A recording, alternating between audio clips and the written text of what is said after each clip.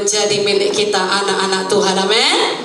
Nah, firman Tuhan kepada kita pada hari ini di minggu terakhir bulan Mei, supaya kita tetap menyala oleh Roh Kudus. Jangan pernah padamkan roh itu. Minggu lalu kita merayakan peristiwa turunnya Roh Kudus. Itu bukan bagi sebagian denominasi, itu bukan bagi sebagian gereja, tetapi Roh Kudus itu janji Tuhan bagi semua orang percaya. Apakah Bapak Ibu Saudara orang percaya? Bagi kita janji itu kita sudah dengarkan minggu lalu. Kita sudah baca pada kisah para rasul 2. Roh Kudus turun atas murid-murid berupa lidah-lidah seperti nyala api.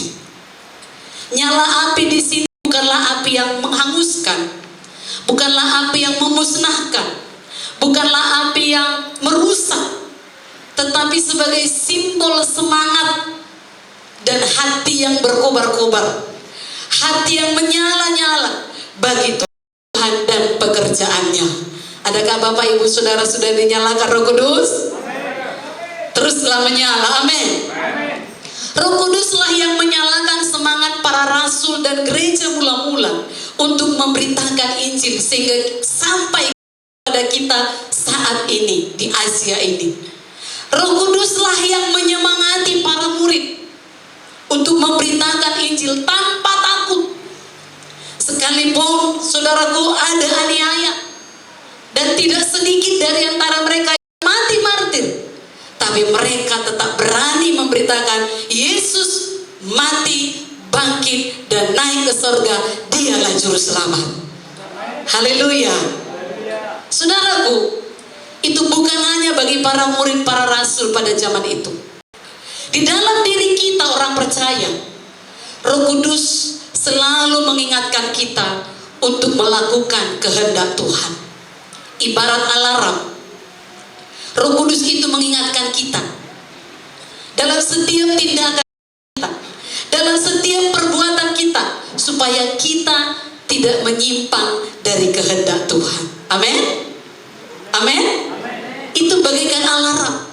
Kalau kita menyimpang sedikit, Roh Kudus berkata, jangan nakku, jangan lakukan dosa itu, jangan sentuh dosa itu. Itu Roh Kudus yang mengingatkan. Saudaraku, Roh memimpin kita agar kita hidup sebagai anak-anak Tuhan. Dikatakan Roma 8 ayat 16, Roh itu bersaksi bersama-sama dengan roh kita bahwa kita adalah anak-anak Allah. Jadi roh itu bersaksi bersama dengan kita. Kita melangkah kemanapun, dia mengingatkan, kau anak Tuhan. Haleluya. Haleluya. Nah, bagaimana caranya agar api Roh Kudus itu tetap menyala dalam kehidupan kita? Saudaraku, yang pertama sekali, hidup dekat, intim dengan Tuhan. Amin. Tentunya untuk membangun hubungan intim dengan seseorang harus dimulai dengan rasa cinta. Betul? Bapak Ibu pasti mengerti akan hal ini. Tidak ada keintiman tanpa cinta, kecuali diperkosa, itu bahaya ya. Tapi cintalah yang membuat orang bisa hubungan intim. Cinta itu nyata, bisa dirasakan, dan merupakan pengalaman pribadi. Demikian juga hubungan kita dengan Tuhan, sangat nyata, sangat pribadi. Oleh sebab itu, kita harus bangun rasa cinta kita kepada Tuhan. Yang cinta Tuhan katakan saya. Cinta kita, saudaraku, bagaimana kita membangunnya? Dengan semakin mengenal pribadinya. Bagaimana kita mengenal pribadinya? Melalui kebenaran firman Tuhan. Terus hidup dalam kebenaran firman-Nya. Itu membuat cinta kita makin tumbuh kepada Tuhan. Dan memang Yohanes 15 ayat 4 dan 5 berkata, tinggallah di dalam aku dan aku di dalam kamu. Amin. Itu intim. Tinggal di dalam aku dan aku di dalam kamu. Gak ada lebih intim dari itu. Haleluya. Yang cinta Yesus katakan saya. Saudaraku, Kalau orang bercinta di dunia ini, apapun ditembus supaya ketemu dengan orang yang dicintai. Yang cinta Tuhan, apapun dilakukan supaya ketemu dengan Tuhan. Salah satu seperti hari ini, apapun keadaan saudara, saudara pilih tetap beribadah. Haleluya. Saudara kekasih, bangun itu terus. Semakin cinta kepada Tuhan. Tadi nyanyian kita berkata, tak ada apapun yang menghalangi kita untuk cinta kepada Tuhan. Jangan ada satupun yang merebut cinta kita kepada Tuhan. Amin. Di dalam perjanjian lama, salah satu tugas penting imam-imam itu adalah menjaga supaya api di mezbah Tuhan tetap menyala. Kalau mungkin kita berpikir biasa saja, itu mah tugas yang sederhana. Tapi ternyata tidaklah mudah untuk melakukannya. Bayangkan saudaraku, selama berpuluh-puluh tahun, para imam harus menjaga api agar tetap menyala 1 hari 24 jam. Jangan sedetik pun padam, itu perintah Tuhan. Mereka harus konsisten menaruh kayu dan korban ke atas mezbah supaya api itu terus menyala. Dalam Imamat 6 ayat 12-13 dituliskan, api yang di atas mezbah itu harus dijaga supaya terus menyala. Jangan dibiarkan padam. Tiap-tiap pagi imam harus menaruh kayu di atas mezbah, mengatur korban bakaran di atasnya, dan membakar segala lemak korban keselamatan di sana. Harus dijaga supaya api tetap menyala di atas mezbah. Janganlah dibiarkan padam. Itu pada perjanjian lama. Berat itu. Di dalam perjanjian baru, kitalah imam-imam itu. Amin. 1 Petrus 2 ayat 9 berkata, tetapi kamulah bangsa yang terpilih, imamat yang rajani. Katakan, sayalah imamat itu. Sayalah imam itu. Amin. Kamulah bangsa yang terpilih, imamat yang rajani, bangsa yang kudus, umat kepunyaan Allah sendiri. Supaya kamu memberitakan perbuatan-perbuatan yang besar dari Dia yang telah memanggil kamu keluar dari kegelapan kepada terangnya yang ajaib. Kita yang telah ditebus oleh kematian Yesus di kayu salib, sekarang adalah imam-imam perjanjian baru. Sebagai imam, tugas kita juga sama seperti dalam perjanjian lama tadi, menjaga secara konsisten supaya api di mezbah kita jangan sampai padam. Haleluya. Api itu sekarang ada di dalam kita. Perlu ada kayu-kayu yang terus ditaruh di atas mezbah. Ada korban-korban yang harus senantiasa diletakkan di atasnya. Apa itu? Ini berbicara tentang hubungan kita dengan Tuhan yang harus terus-menerus kita lakukan melalui persekutuan intim dengannya. Kita nggak perlu lagi bawa domba, kita nggak perlu lagi bawa kambing, bawa lembu, lalu kita bakar di gereja ini, bukan. Tapi kita yang harus selalu bersekutu dengan Dia. Haleluya. Ingatlah bahwa kekristenan bukan hanya soal datang beribadah di gereja, dengar khotbah dan beraktivitas, tetapi bicara tentang hubungan yang intim dengan Tuhan. Dan untuk itu tentu ada korban. Kita datang kemari ada ongkos, amin. Ada korban. Mungkin ada yang harus jalan kaki, gak ada uangnya. Mungkin juga karena dekat. Mungkin di dompet gak ada uang, tapi harus tetap semangat beribadah. Itu korban. Ini tanggal 30 kata orang dunia tanggal tua, bagi anak Tuhan semua tanggal muda. Haleluya. Tapi tetap cinta kepada Tuhan, itu korban yang mahal. Haleluya. Jadi kita imam itu sekarang, jaga jangan sampai padam. Tetap menyala walau bulan tua. Tetap menyala walau berkat belum turun. Tetap menyala walau masih ada persoalan. Itu korban, amin. Itu yang pertama, intim dengan Tuhan. Aku di dalammu, kau di dalamku, kata Tuhan. Jangan pernah kita lari dari itu, amin. Yang kedua, bagaimana supaya api itu tetap menyala?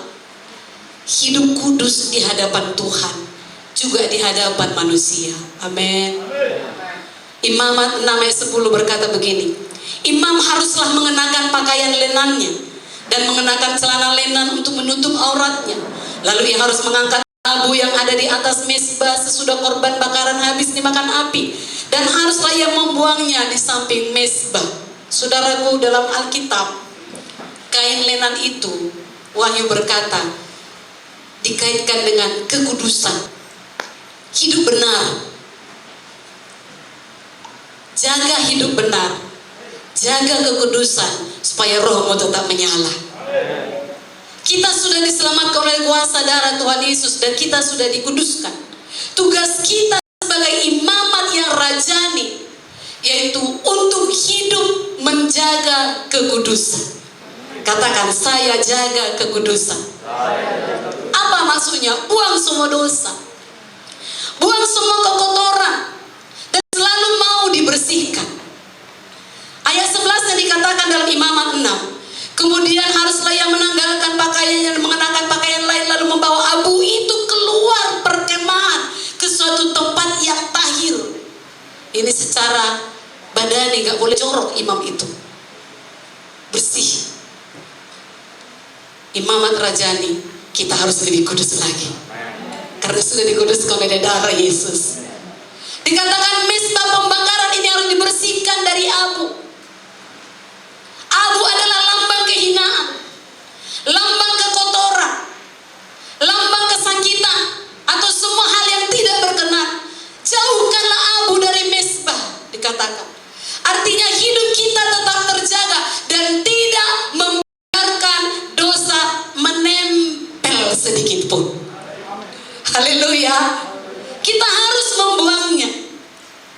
Sebenarnya lebih jelas lagi dalam perjanjian baru, dalam Galatia 5 ayat 19-21, kita diingatkan agar kita membuang segala sampah yang mengotori hidup kita, agar tidak ada yang mencamirkan hidup kita, sehingga api Roh Kudus terus menyala dalam kita. Sampah apa yang masih ada? Sampah sakit hati kah? Sampah amarah kah? Sampah kenajisan kah? Sampah kekhawatiran kah? Buang semuanya itu. Katakan, saya buang semua sampah dosa. Haleluya. Begitu menjaga supaya roh kita tetap menyala dalam Tuhan. Dalam Keluaran 30 ayat 7 dituliskan, di atasnya haruslah membakar ukupan dari wangi-wangian. Tiap-tiap pagi apabila ia membersihkan lampu-lampu, haruslah ia membakarnya. Tujuan dibersihkan adalah mengeluarkan hal-hal yang bisa menghambat api itu untuk terus menyala. Karena kalau pelita tidak dibersihkan, maka nyalanya akan samar-samar. Artinya, kalau kita tidak membuang dosa, hidup kita akan sama seperti orang yang tidak kenal Yesus. Atau kita menyamakan diri dengan orang dunia ini. Jadi harus dibersihkan. Dalam perjanjian baru ditegaskan dalam Efesus 5:26, izinkan firman menyucikan kita, izinkan firman menguduskan hidup kita. Yohanes 8:12 berkata, Yesus adalah terang dunia. Orang yang mengikut Yesus tidak hidup dalam kegelapan. 1 Yohanes 1:5, Allah adalah terang dan di dalam dia tidak ada kegelapan. Amin, saudaraku. Jangan biarkan segala dosa dan kekejian menghalangi kita untuk menyala. Kalau masih ada dosa, datang pada Yesus dan hiduplah dalam pertobatan. Amin. Saudaraku, membiarkan dosa dan menyimpannya sebagai sesuatu yang disayang-sayang. Jangan sayang sama dosa, amin. Haleluya. Jangan disayang-sayang dosa itu. Kalau kita membiarkan dosa, kita sayang-sayang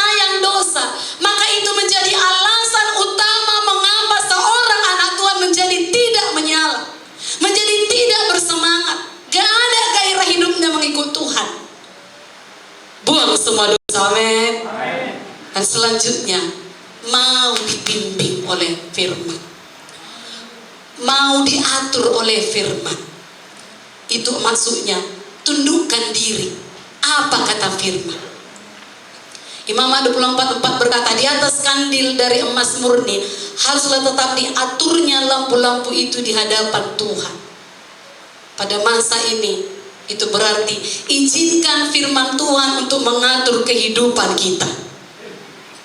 Untuk mau diatur oleh firman Tuhan, harus ada kerelaan. Kerelaan dari diri masing-masing pribadi. Kalau tidak mau diatur firman, jangan harap roh Tuhan menyala. Tapi yang ada sebaliknya, padam.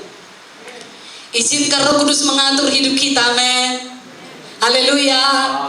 Kalau ada saudaraku otoritas di atas kita, izinkan dia memimpin kita. Tundukkan diri, amin. Nah, selanjutnya, supaya tetap menyala, bergaul dengan orang yang rohnya menyala-nyala juga. Haleluya. Amsal 13:20 berkata, siapa bergaul dengan orang bijak menjadi bijak, tetapi siapa berteman dengan orang bebal menjadi malang. Kalau kita bergaul dengan orang yang bersemangat untuk Tuhan, maka kita akan ketularan semangatnya. Amin. Amin. Jadi bergaullah dengan mereka yang rohnya menyala-nyala. Katakan kiri kanan saudara, bergaul dengan aku karena aku menyala. Berani? Harus. Haleluya. Saudaraku, pertemanan akan membuat seseorang saling mengimpartasi. Tahu impartasi ya? Ya, saling mempengaruhilah, kalimat yang mudah dimengerti, impartasi, mempengaruhi atau saling mengalirkan satu dengan yang lain. Di Alkitab banyak ayat yang menuliskan tentang pergaulan. Dia atur kepada kita dengan siapa kita bergaul. Bahkan ayat-ayat memperingatkan dengan siapa kita duduk, diaturnya. Mazmur 1:1 berkata, jangan duduk dengan kumpulan pencemooh. Kenapa? Kalau kita duduk bersama pencemooh, gak lama lagi kita pun suka mencemooh. Itu maksudnya. Dan 1 Korintus 15:33 berkata, pergaulan yang buruk merusak kebiasaan yang perhatikan. Impartasi negatif itu gak perlu makan lama waktu. Ketika seseorang duduk bergaul dengan orang yang kecewa sama Tuhan, gak lama lagi roh kekecewaan akan tertular. Haleluya. Jadi kalau Bapak Ibu Saudara dengar sudah mulai ada kecewa dia terhadap Tuhan dan diucapkannya itu, mulai berjaga. No, saya tidak mau menerima impartasi roh itu. Amin.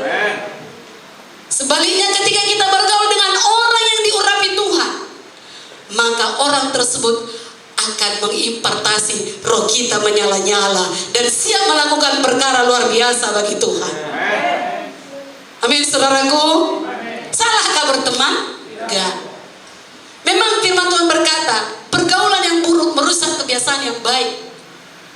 Lalu bagaimana orang-orang dunia ini yang masih keduniawiannya sangat melekat? Salahkah kita berteman dengan mereka? Gak salah, asal engkau yang mengimpartasi rohmu kepadanya. Itu roh yang menyala buat Tuhan, bukan dia yang mengimpartasimu lalu kau turut dengan dosanya. Haleluya. Itu dia yang perlu dijaga. Tuhan punya rencana besar dalam hidup kita. Berbagai karunia, berbagai talenta telah Tuhan berikan untuk memperlengkapi kita. Semua itu diberikan untuk diaktifkan melalui kehidupan kita. Dan kalau kita melakukannya, roh yang menyala-nyala pasti keluar dalam diri kita, dari diri kita, dan membakar orang-orang yang ada di sekeliling kita. Tanda kutip, bukan membakar, memusnahkan ya, menyalakan dia untuk semangat ikut Tuhan. Amin, saudaraku. Dan selanjutnya, tadi sudah disinggung di poin pertama juga ada hubungannya. Kalau mau menyala, bersedia mempersembahkan korban. Imam 6 ayat 9 dituliskan, perintahkanlah kepada Harun dan anak-anaknya. Inilah hukum tentang korban bakaran. Korban bakaran itu haruslah tinggal di atas perapian, di atas mezbah semalam-malaman sampai pagi. Dan api mezbah haruslah dipelihara menyala di atasnya. Inilah hukum tentang korban bakaran yang harus dilakukan oleh imam. Korban berarti persembahan yang harus diberikan kepada Tuhan, atau pemberian untuk menyatakan kesetiaan dan ketaatan kita. Ingat, kita nggak perlu lagi bawa lembu. Tuhan Yesus adalah korban penebusan dosa kita. Amin. Dia telah mati di kayu salib untuk menggenapi ini, untuk menggenapi firman Tuhan.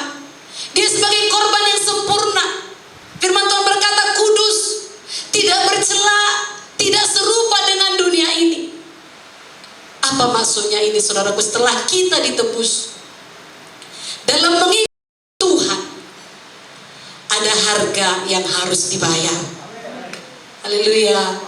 Memang Tuhan sudah berkorban untuk kita, tapi bukan berarti kita ongkang kaki dan tidak melakukan apa-apa. Dalam mengikut Tuhan, ada harga yang harus dibayar. Apa yang penting bagi kita selama ini, namun kita rela mempersembahkannya kepada Tuhan. Zaman ini yang paling penting waktu. Kenapa? Karena waktu bisa dihabiskan oleh apapun di dunia ini, oleh kesibukan apapun di dunia ini. Ada nanti poin berikutnya di situ. Saudara kekasih, persembahan yang paling indah, Roma 12 berkata, persembahkanlah tubuh. Haleluya. Haleluya. Sebagai persembahan yang hidup, yang kudus, yang berkenan kepada Tuhan. Itu korban yang paling mahal. Amin. Nah, kenapa Roh Kudus itu bisa padam? 1 Tesalonika 5:19-20 memerintahkan jangan padamkan roh. Jangan anggap rendah nubuat. Apa maksudnya jangan anggap rendah firman? Ini berarti jangan abaikan arahan roh dalam hidup kita.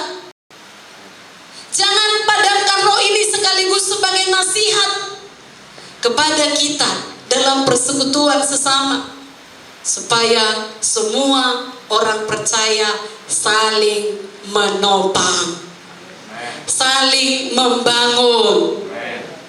Haleluya. Jangan saling melemahkan.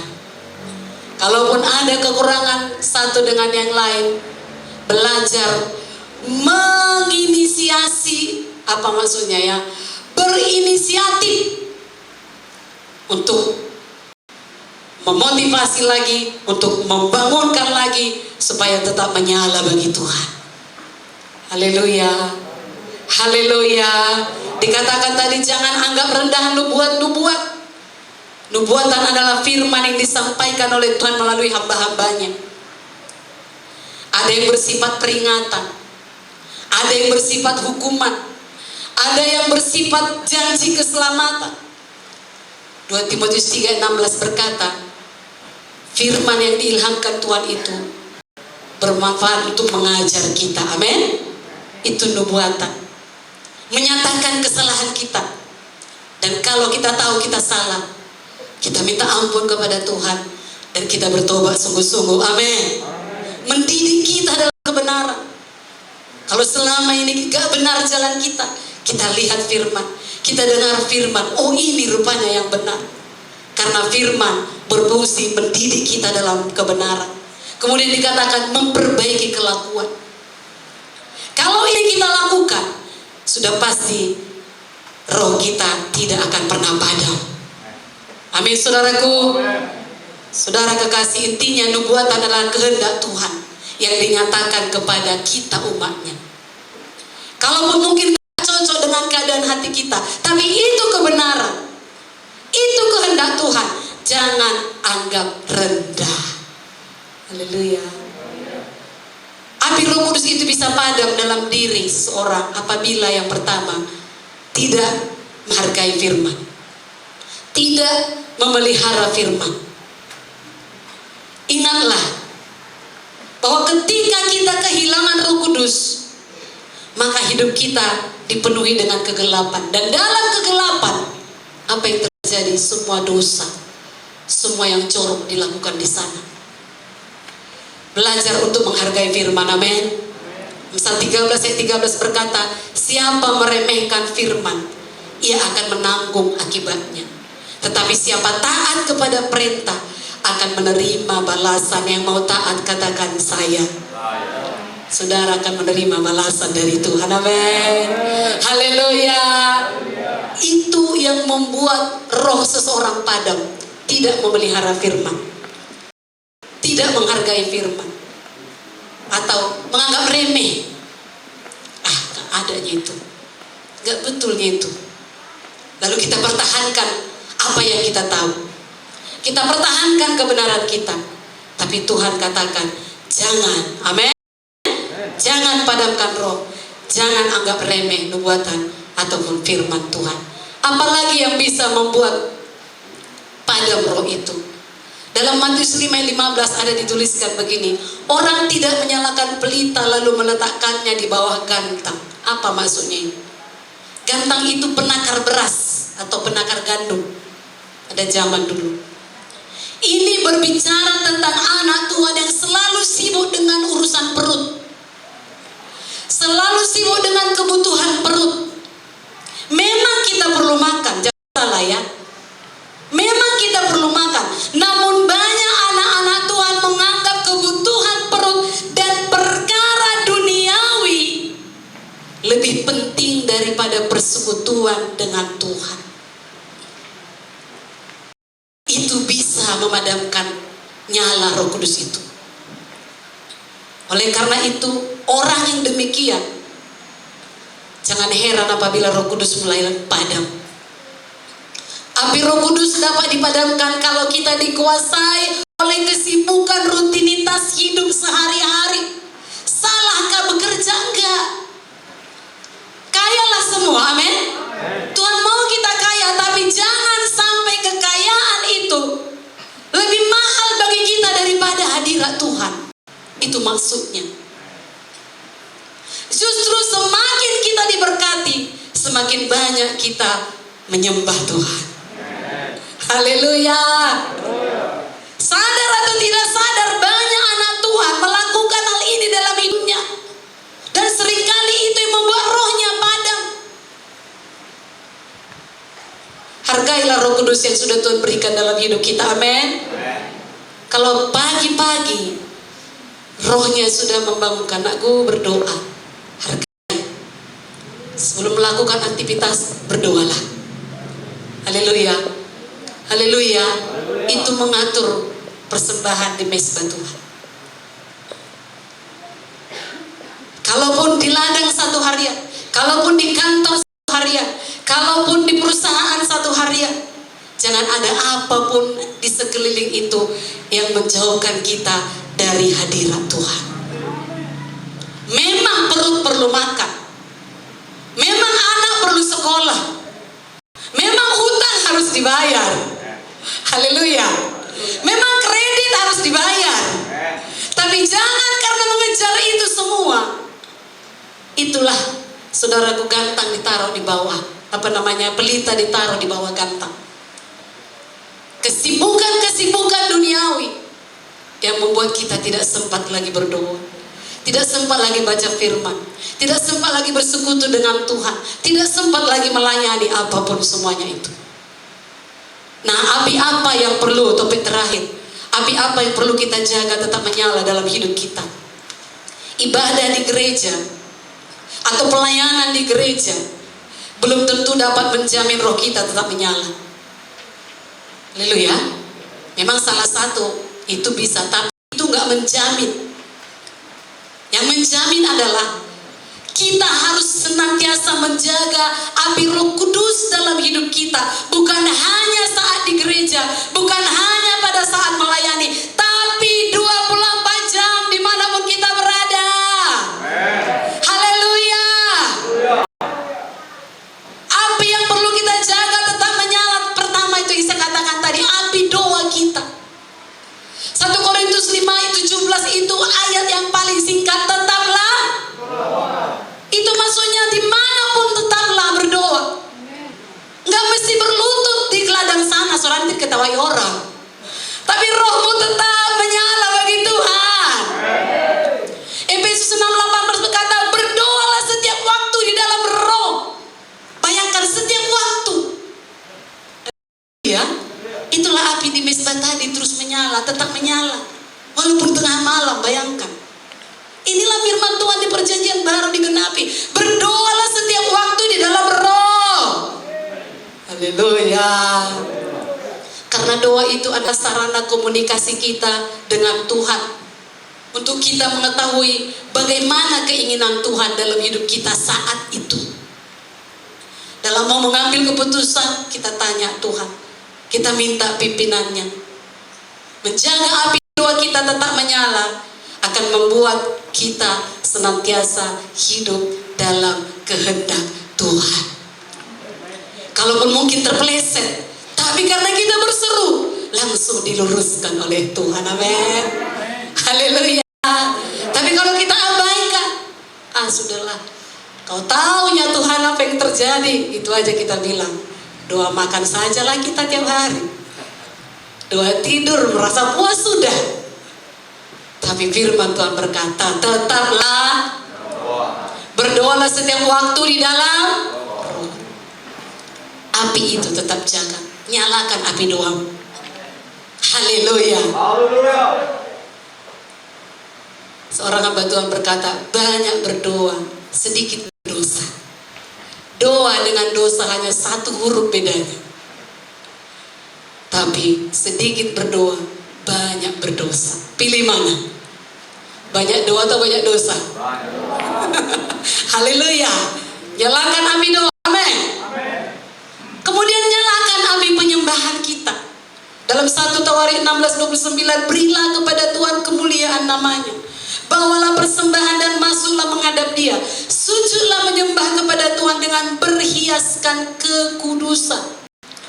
Mungkin di rumah saudara agak takut mengeluarkan suara kuat-kuat, tapi di gereja ini keluarkan suaramu sekuat-kuatnya menyembah Tuhan. Haleluya. Tim pujian penyembahan musik kita sudah begitu berupaya, berlatih, bersungguh-sungguh mempersiapkan bagaimana supaya jemaat sukacita, bagaimana supaya jemaat dapat menikmati hadirat Tuhan. Ada upaya dari mereka, tapi bagian kita umat Tuhan harus ada. Sambut, amin. Nyalakan api penyembahan. Haleluya. Penyembahan itu adalah respon kita kepada Tuhan atas semua kebenaran dan karya yang dilakukannya bagi kita. Kalau kita gak suka menyembah, berarti gak ada respon kita kepada Dia. Karena memang dari awalnya kita diciptakan untuk menyembah Dia, untuk bersekutu dengan Dia. Menjaga api penyembahan kita akan membuat iman percaya kita tetap berpaut kepada Tuhan di tengah setiap situasi dan kondisi apapun. Kalau nyala penyembahanmu tetap hidup, masalah apapun yang kau hadapi, kau pasti bisa menghadapinya. Haleluya. Nyalakan api penyembahan. Sambil bekerja pun bisa menyembah. Amin. Apalagi khusus beribadah seperti ini. Ibadah pribadi saudara di rumah, ibadah sel group, nyalakan. Haleluya. Api apa lagi yang perlu kita nyalakan supaya kita tidak padam? Api penginjilan. Suka bersaksi. Apa saudaraku? Suka bersaksi. Untuk itulah roh itu diberikan kepada kita, supaya kita jadi saksi. Minggu lalu sudah kita dengar. Gak mestilah kita buka Alkitab kita ini di mana-mana, tapi hati kita tergerak. Kita lihat orang, oh ini butuh Yesus, oh ini butuh kesembuhan. Kuberitakanlah Yesus menyembuhkan. Kubawalah dia ke gereja. Haleluya saudaraku. Tindakan iman kita, jaga api penginjilan itu. Menginjil bukan tugas pendeta, menginjil bukan tugas hamba Tuhan, bukan hanya tugas hamba Tuhan maksud saya, tapi menginjil tugas semua orang percaya. Markus 16:15 berkata, pergilah ke seluruh dunia, beritakanlah Injil. Okelah Bapak Ibu Saudara pergi ke sana kemari. Ada yang ke Dairi lah, ada yang ke Sibolga lah, ada yang ke pabrik lah, ada yang ke ladang lah, ada yang ke pasar lah. Jadilah pemberita Injil di sana. Haleluya. Nah, firman Tuhan berkata, untuk menjaga api penginjilan itu, 2 Timotius 4 ayat 2 berkata, beritakanlah firman itu, baik atau tidak baik waktunya. Jangan tunggu baik waktunya, karena keadaan dunia ini gak semakin baik. Amin. Firman Tuhan berkata makin sukar. Tapi baik atau tidak baik waktunya, beritakanlah firman. Haleluya. Api apa lagi yang harus kita nyalakan dalam hidup kita? Api pemuritan. Maksudnya apa? Bapak ibu saudara yang sudah dewasa dalam Tuhan, jangan berhenti pada dirimu saja. Belajar memuridkan orang lain. Amin. Haleluya. Dikatakan Titus 2 ayat 1, beritakanlah apa yang sesuai dengan ajaran yang sehat. Kalau kita lihat teman kita itu gak benar jalannya, beritakan ajaran yang sehat. Firman Tuhan ini yang benar. Amin. 2 Timotius 2 ayat 2 berkata, percayakanlah kepada orang yang dapat dipercaya, yang juga cakap mengajar orang lain. Berarti semua kita harus bertumbuh jadi murid Tuhan. Amin. Haleluya. Kepada setiap orang percaya, firman Tuhan mengajarkan kita untuk memuridkan orang lain. Yang dewasa, ajarilah, muridkanlah orang yang belum dewasa. Jangan biarkan mereka bertumbuh sendiri. Ada bagian kita memuridkan orang lain. Amin. Haleluya. Dan yang terakhir, api apa yang perlu kita nyalakan? Api pelayanan. Karena Yesus berkata, yang melayanilah yang terbesar. Yesus sendiri menjadi pelayan murid-muridnya. Dia berkata dalam Lukas 22 ayat 27, sebab siapakah yang lebih besar, yang duduk makan atau yang melayani? Bukankah dia yang duduk makan, kata orang dunia? Tetapi Yesus berkata, aku ada di tengah-tengah kamu sebagai pelayan. Tuhan Yesus memberikan teladan hidup. Yang terbesar di antara semua manusia adalah orang yang rela melayani sesamanya. Layani sesama kita. Amin. Tuhan mau setiap kita menjaga agar api Tuhan terus menyala dalam kehidupan kita. Coba tanya kiri kanannya, apa kau yang perlu kulayani? Ya, gak masalah. Saudara nanti waktu mau keluar, ada saudara lihat yang lebih dewasa dari saudara, minta pelayanannya. Amin. Saling melayani. Amin. Itu supaya jangan padam. Kalau nanti pulang, terima kasih Yesusku buat anugerah yang kau beri, sebab hari ini Tuhan berkati, syukur bagimu. Amin. Cus, pulang. Ramahlah. Sapa sesama. Haleluya. Ada yang dibaptis minggu lalu misalnya Pak Tumpul, Pak Lumbang Gaul menjumpai dia. Apa gerangan yang berat Bapak tinggalkan? Kira-kira begitulah. Haleluya. Ada lagi Pak Junta, tadi pada pertama dia memang ya. Sampai saudara yang lebih dewasa jumpai dia. Apa yang berat Bapak tinggalkan? Dosa itu Pak. Dilayanilah. Haleluya. Ada 9 orang dibaptis minggu lalu. Kita berikan dulu tepuk tangan bagi Tuhan Yesus. Beribu-ribu malaikat di sorga bersorak-sorai. Tapi mereka perlu dimuridkan. Karena baptisan itu hanya proklamasi. Indonesia memproklamirkan kemerdekaannya, nggak tidur setelah itu, berjuang. Diisi kemerdekaan itu juga jiwa-jiwa yang dibaptis itu. Masih banyak perjuangannya. Gimana aku mau melepaskan rokok ini, sudah terikat selama ini 3 bungkus satu hari. Aduh, gimana caranya ini? Udahlah, aku kurang-kurangi lah jadi setengah bungkus. Harus bebas. Harus merdeka. Diisi kemerdekaan itu.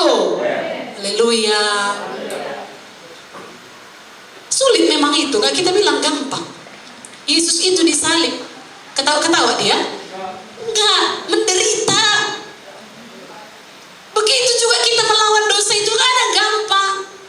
Yang selama ini 3 bungkus satu hari merokok, saudara langsung harap kalau udah ditenggelamkan dia 1 detik itu langsung bebas? Gak bisa. Sulit itu secara duniawi. Itu sebabnya harus diisi kemerdekaan itu dengan memuridkan mereka. Haleluya. Memang ada dua pihak. Bagian kita harus menolong mereka, bagian saudara yang sudah dibaptis harus mau diatur. Ini tadi topiknya ya. Mau diatur firman, mau diatur Roh Kudus. Roh Kudus itu nggak suka tolak kepala, tok. Sekali kau merokok satu pukulan, tok, enggak. Lembut dia membimbing, amin. Amin. Kalaupun kita berdosa nggak langsung celaka, enggak. Lembut dia membimbing, nakku salah itu, nakku jalanku itu salah. Tadi kita baca dalam Roma 6 ayat 18, anak-anak Tuhan dipimpin Roh Allah. Dia ada dalam kita. Asal kita buka hati, pasti bisa. Haleluya. Semua Bapak Ibu Saudara yang sudah dewasa di sini tahu perjuangan itu. Jadi bukan hanya saudara yang baru dibaptis itu yang merasa berjuang banget untuk hal itu. Tahu perjuangan itu. Dan berjuang itu gak gampang. Perlu pertolongan Roh Kudus. Haleluya. Sebagai imamat yang rajani, kita memiliki tugas dan tanggung jawab untuk tetap menjaga api Tuhan tetap menyala dalam hidup kita. Itu sebabnya Roma 12:11 berkata, janganlah hendaknya kerajinanmu kendor, biarlah rohmu menyala-nyala dan layanilah. Jangan layani lagi iblis. Jangan layani lagi dosa. Jangan layani lagi kehendak daging. Layanilah. Jagalah terus api Roh Kudus tetap menyala dalam hidup kita. Amin. Saat api itu terus menyala, maka kita dapat menjadi alatnya, membawa jiwa-jiwa yang belum bertobat menjadi milik Kristus. Jadilah berkat dimanapun kita ditempatkan Tuhan. Amin. Itu menyala. Jadi berkat, jangan jadi batu sandungan. Haleluya. Haleluya. Nyalakan api Rohmu, amin. Mari kita bangkit berdiri.